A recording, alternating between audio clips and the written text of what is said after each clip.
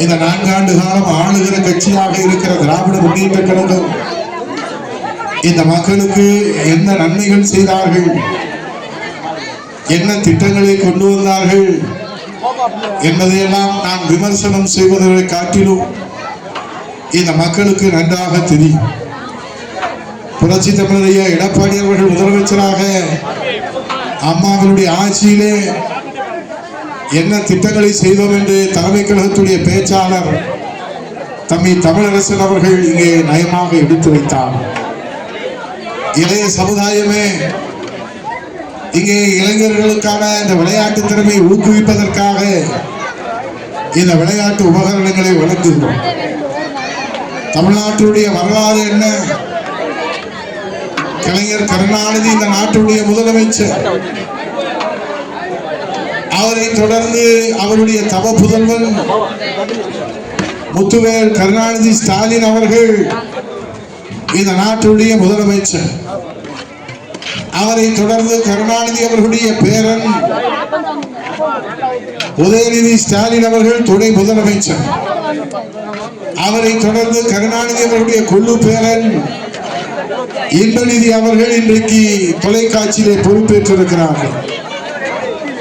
ஆனால் அவர்கள் சொன்னார்கள், திராவிட முன்னேற்ற கழகம் ஒன்றும் சங்கர மடம் அல்ல வாரிசுகளை நியமிப்பதற்கு. உழைத்தவர்கள் 1000 பேர்கள் இருக்கிறார்கள்.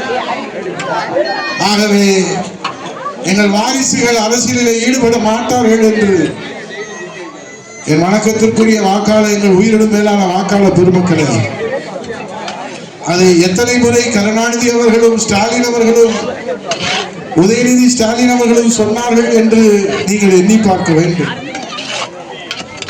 இன்றைக்கு என்ன பிரச்சனை? அவர்கள் முதலமைச்சராக இருப்பதிலே யாருக்கும் பிரச்சனை அல்ல.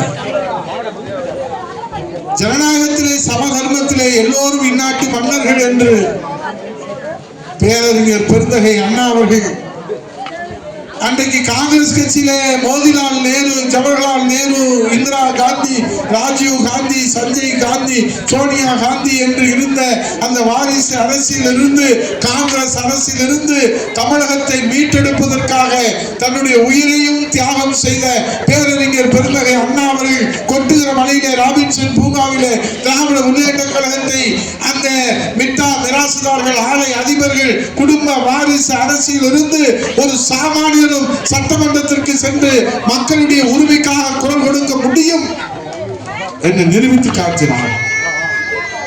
ஆனால் இன்றைக்கு என்ன தமிழகத்தில் இருக்கிறது?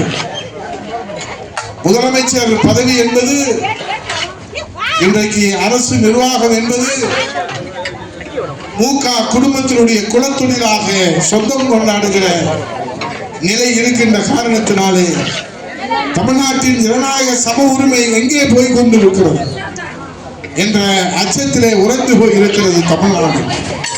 எல்லோரும் இந்நாட்டு மன்னர்கள் என்கிற அந்த ஜனநாயகம் மீண்டும் இந்த தமிழகத்திலே மலர வேண்டும் என்று சொன்னால் எங்கள் உயிரினும் மேலான வாக்காளர் பெருமக்களே, வருகின்ற சட்டமன்ற தேர்தலிலே புரட்சி தமிழரையா எடப்பாடியார் தலைமையில் அம்மாவின் ஆட்சி மலர்வதற்கு இந்த திருமங்கலம் தொகுதியிலே இரட்டை இலை மலர வேண்டும். நிச்சயமாக உறுதியாக எங்களை என்றைக்கும் ஆதரிக்கின்ற எங்கள் உயிரினும் மேலான வாக்காளர் பெருமக்கள் ஒட்டி இன்றைக்கு விமர்சனம் செய்கின்றார்கள்.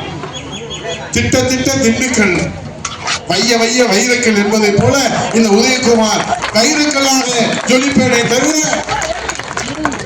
நாங்கள் திட்டங்களை செய்துதான் மக்களிடத்தில் உரிமையோடு வாக்குகளை கேட்கிறோம். அவர்கள் பேசுவதற்கு நான் கொலாயடி சண்டை போல, தெரு சண்டை போல பதில் சொல்வதற்கு தயாராக இல்லை. மக்களுக்கு தெரியும். தம்பி கண்ணன் ஒன்றிய செயலாளர் டோல்கேட்டு அங்கே சுங்கச்சாவடி பிரச்சனையிலிருந்து, பேருந்து நிலையத்திலிருந்து, மேம்பாலத்திலிருந்து இங்கே அமைத்திருக்கிறோமே, இந்த ஃபேவர் பிளாக்கிலிருந்து அமைத்து கொடுத்தது அம்மாவின் அரசு, புரட்சி தமிழர் எடப்பாடியார், உங்கள் வீட்டு பிள்ளை, உங்கள் வீட்டு வேலைக்காரன் இந்த உதயகுமார். அதற்குத்தான் நீங்கள் உத்தரவு அளித்தீர்கள். அந்த உத்தரவை சிந்தாமல் சிதறாமல் எங்கள் கிளைக்கழகத்தின் இந்த மேடையில் இருக்கிற எங்கள் கிளைக்கழக நிர்வாகிகள் என்னிடத்திலே கோரிக்கை வைத்து அதை நிறைவேற்றி தந்திருக்கிறார். ஆகவேதான் இன்றைக்கு தமிழகத்திலே எல்லோரும் எந்நாட்டு மன்னர்கள். ஏன் முதலமைச்சர் பதவி நீங்க உங்க குடும்பம் மட்டும்தான் வச்சுக்கணுமா? இது என்னப்பா நியாயம்? அதனால்தான் புரட்சி தமிழர் ஒரு விவசாயி மகன், ஒரு விவசாய முதலமைச்சர் புரட்சி தமிழர் ஐயா எடப்பாடியார் மீண்டும் முதலமைச்சராக அம்மாவின் ஆட்சி மலர வேண்டும் என்பதற்காக. அவர் கொரோனா காலத்திலே 5 மாத காலம், இந்த கொரோனா காலத்திலே உங்கள் இல்லம் தேடி இந்த மேடையில் இருப்பவர்கள் அரிசி தொகுப்பு கொடுத்தார்கள், காய்கறி தொகுப்பு கொடுத்தார்கள். காய்கறி கொடுத்ததோடு கோதுமை மாவை உங்கள் வீட்டுக்கு கொண்டு வந்து கொடுத்து கபசர குடிநீர் இல்லாத வீடே இல்லை என்கிற ஒரு நிலைமையை அம்மாவினுடைய பிள்ளைகளான நாங்கள் தான் உருவாக்கி. அன்றைக்கு எங்கே போய் ஓடி ஒளிந்தார்கள் என்று நீங்கள் தான் அவரிடத்திலே கேட்கிறேன். அவர்களுக்கு உயிர் பயமோ அல்லது என்ன பயமோ தோல்வி பயமோ தெரியாது, உங்களை சந்திக்க வரவில்லை. ஆனால் நாங்கள் உங்களை காலடியிலே சுற்றி சுற்றி வந்தோம். அது இதையெல்லாம் நான் சொல்லித்தான் தெரிய வேண்டியதல்ல. மக்களுக்கு, திருமங்கலம் தொகுதி மக்களுக்கு எல்லாம் நன்றாக தெரியும். ஆகவே அவர்கள் என்னை மேடை போட்டு எத்தனை திட்டினாலும் என்னை வைய நான் வைரக்கல்லாக ஜொலிப்பேன் என்பதை சொல்லி உங்கள் பாதங்களிலே எங்கள் நன்றியை தெரிவித்து இந்த மாபெரும் என்கிற பெயரிலே ஒரு மேஜிக் ஷோவை நடத்தி கொண்டிருக்கிறார்கள். ஸ்டாலின் காட்டுகிற மேஜிக் ஷோவை நம்புவதற்கு மக்கள் தயாராக இல்லை. மிக விரைவிலே புரட்சி தமிழர் ஐயா எடப்பாடியார் ரியல் ஷோ இங்கே காட்ட இருக்கிறார்கள் தமிழ்நாட்டிலே. புரட்சி தமிழர் ஐயா எடப்பாடியாருடைய ரியல் ஷோ தமிழ்நாட்டு மக்களிடத்திலே வரவேற்பை பெற்று வெற்றி வாகை சூடும் என்று சொல்லி வாக்களிப்பீர் இரட்டை இலை, வெற்றி பெற செய்வீர் இரட்டை இலை. நன்றி.